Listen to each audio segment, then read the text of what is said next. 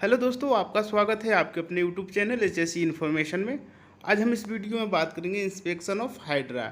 उसके बाद से देखेंगे inspection checklist of hydra. Hydra का इंस्पेक्शन चेकलिस्ट क्या होता है और चेकलिस्ट के अकॉर्डिंग हम हाइड्रा को कैसे इंस्पेक्ट करते हैं, how to inspect of hydra. तो चलिए इस वीडियो में जानेंगे।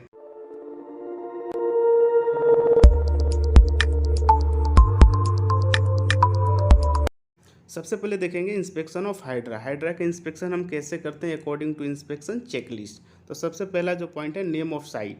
आप जिस साइट पे जिस लोकेशन पे काम कर रहे हो उस साइट के नाम को आपको यहाँ पे मेंशन करना है।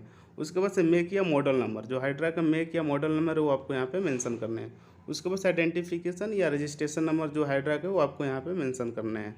उसके बाद से ऑनर भाई, हाइड्रा का जो भी मालिक है उसका नाम आपको यहाँ पे मेंशन करना है। उसके बाद से इंस्पेक्टेड टीम, जो भी टीम पार्टिसिपेट कर रही है ड्यूरिंग इंस्पेक्शन, उस टीम का नाम आपको यहाँ पे मेंशन करना है।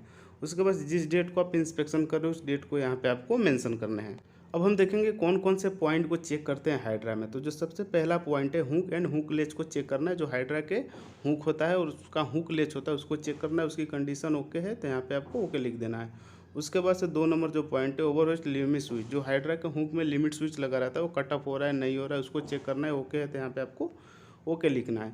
उसके बाद से जो 3 नंबर पॉइंट है वो बूम का लिमिट स्विच चेक करना है, ओके है तो आपको यहाँ पे ओके लिख देना है। उसके बाद से बूम एंगल इंडिकेटर को चेक करना है, ओके है तो ओके लिखना है। उसके बाद से boom limit cut off switch check करना है, तो बूम कितने डिग्री पे कट ऑफ हो रहा है, ओके है तो यहाँ पे आपको ओके लिख देना है।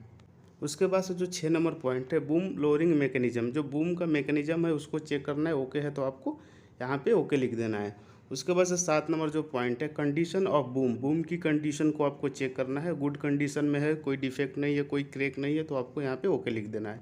उसके बाद से जो 8 नंबर पॉइंट है, condition of rope and rope clamp. जो हाइड्रा में रोप होते हैं और रोप में जो क्लैंप लगे रहते हैं उनकी कंडीशन को चेक करना है, ओके है तो आपको यहाँ पे ओके लिख देना है।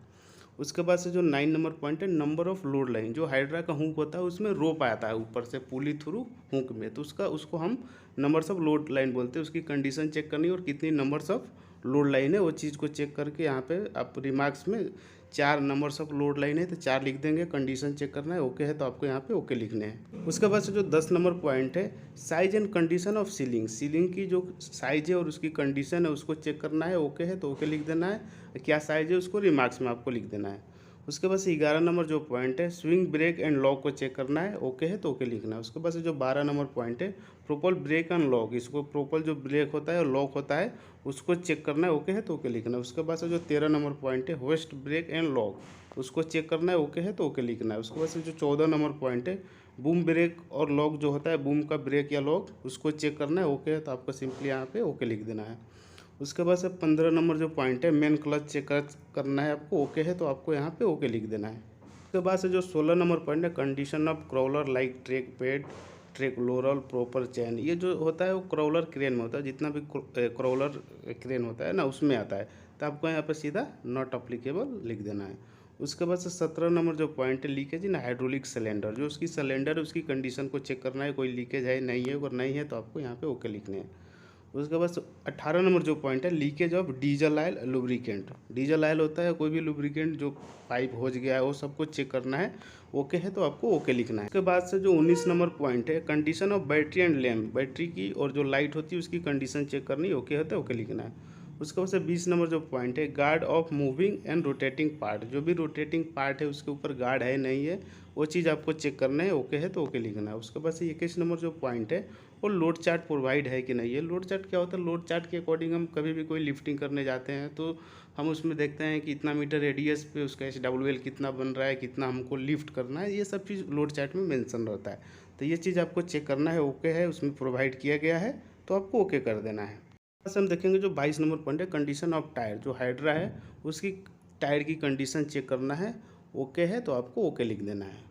उसके बाद से 23 नंबर जो पॉइंट है, लोड टेस्ट डिटेल। जब हम TPI कराते हैं तो कोई भी मटेरियल को लिफ्ट करके उसका लोड को टेस्ट करते हैं, कितना मीटर रेडियस पे कितना लोड आ रहा है, वो सब चीज़ TPI में मेंशन रहता है, तो वो चीज़ आपको चेक करना है और इंश्योर करना है, ओके है तो ओके लिख देना है।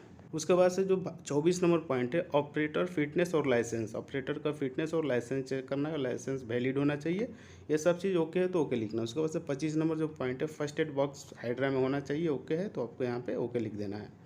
उसके बाद से 26 नंबर जो पॉइंट है, availability of reverse horn. Hydra में रिवर्स हॉर्न है कि नहीं है उसको चेक करना है, ओके है तो ओके लिखना है।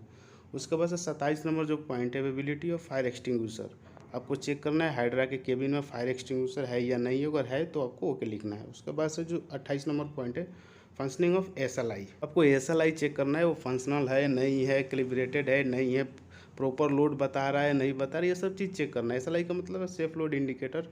हमने पिछले वीडियो में SLI के बारे में फुल डिटेल में बात किया था, तो आप पिछली वीडियो में जाके देख सकते हैं कि SLI क्या होता है। उसके बाद से जो 29 नंबर पॉइंट है कंडीशन ऑफ लीवर इंडिकेटर, जो लीवर जिसके ऊपर इंडिकेट करता है कोई भी फंक्शन तो उसको चेक करना है, ओके है तो ओके लिखना है।